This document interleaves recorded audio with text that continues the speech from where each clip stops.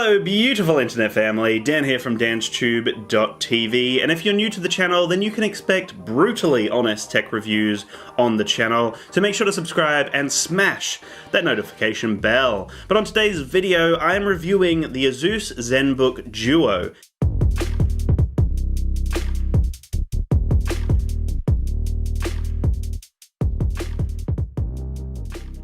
Now there are a few different versions of this laptop, plus there's also a Pro version, so I will have the links in the description below to check it out and also see what other customization options you guys have.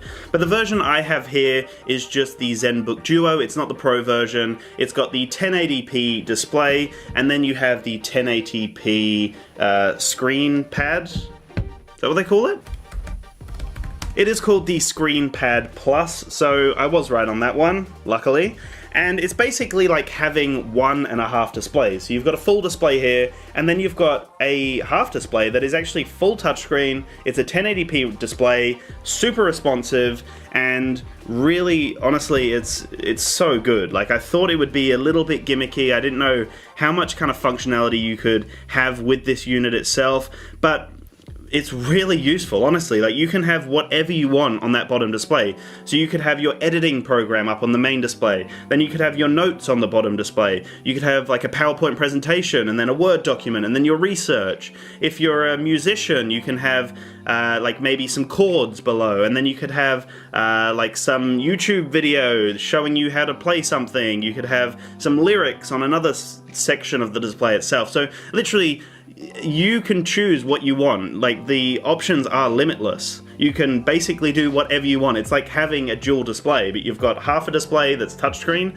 and then a full display that's not touchscreen. There is also a version out there which is the Zenbook Duo Pro, which actually has 4K for both of the displays, and both the displays are actually touchscreen as well. So that's an option as well if you want to check that one out. But this version here is the 1080p version with 1.5 displays, we'll call it. And it actually has 8 gigs of RAM, it has an Intel Core i5, it's running Windows 10, it has half a terabyte of storage with an SSD.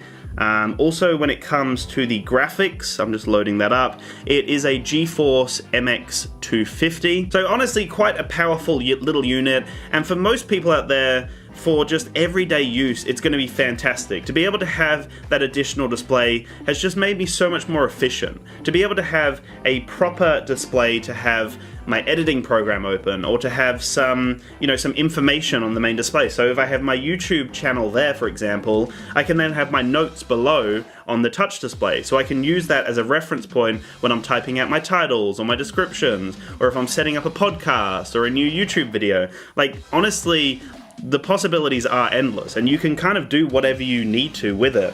So the people who have asked me, is that a gimmick? Are you actually going to use that? Yes, you will use it, guys. Think about it. It's a whole display. It's half a display crammed into... Sorry, it's a whole display crammed into half a display. You can stretch it out. You can have 3 separate windows. You can have 2 windows. You can swap the 2 displays very quickly with a hotkey, basically. So all of that works phenomenally. Like, I've been really impressed with the use of this additional display down here, and it's actually made it a lot more efficient for my workflow.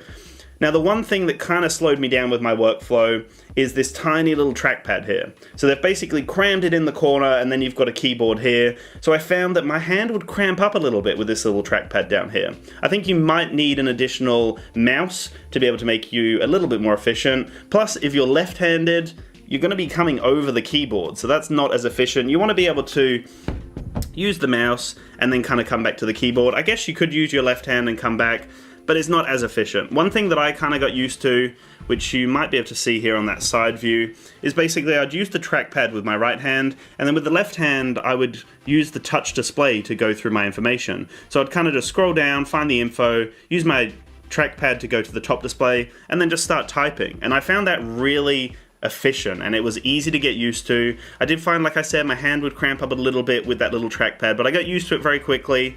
Also, the keyboard was a little bit crammed at times. I guess I'm used to a larger keyboard, but again, I got used to that very quickly, and it wasn't actually an issue. It was actually pretty easy to get used to over a period of time. I've played Rocket League on here and it runs pretty well. Sony Vegas runs quite well. It's just a basic editing program. And just for everyday browsing, it's honestly super easy. So it depends what you need a laptop for. That's kind of the ultimate question when it comes to anything you're going to buy, whether it's a camera, whether it's a laptop, whether it's a fan for your room. You want to know like what you're actually going to be using it for. And the example with the fan was terrible because you use a fan to cool you down, and right now I'm sweating so much, but I can't have the fan on because it's going to ruin the audio. So actually what I need is a quiet fan. I need a fan that just doesn't make noise. That would be fantastic. Then I can record my videos and not sweat. Like I mentioned in my first impressions, this unit is so pretty. It's elegant, it's beautiful. It really has that futuristic design, especially with that little stand that kind of props up as well. It's a beautiful laptop, but it is such a fingerprint magnet. Like, it's so glossy and pretty, but it's just such a fingerprint magnet. So if that annoys you, you need to make sure you have some sort of cloth, microfiber cloth, or something with you at all times. That's not really my problem at all. Like, it's annoying, but it doesn't actually bother me in the slightest. Then it comes to the ports that are available. So on this side, we have a full HDMI port, we have USB, we have USB-C, we have a charging port. We then also have a micro SD card slot, which is really handy for me because I'm using a lot of action cameras and I'm using a lot of cameras in general and technology, and a lot of them use micro SDs. So that's really handy for me. Some people might use a full SD, so that probably wouldn't work for them. You can get adapters and whatnot, so that's an easy workaround. There's also a microphone headphone jack and another USB port as well. A very pretty simple laptop with kind of everything you need.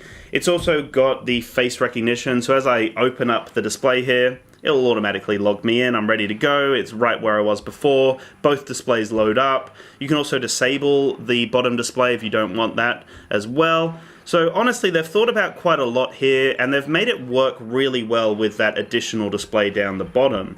So the overall user experience for me has been phenomenal, like I said before. For me, this is like a natural evolution. If you want a laptop with a dual display, this is pretty much the best on the market right now. It's 1.5 displays, it's the touch display on the bottom, really responsive touch display as well.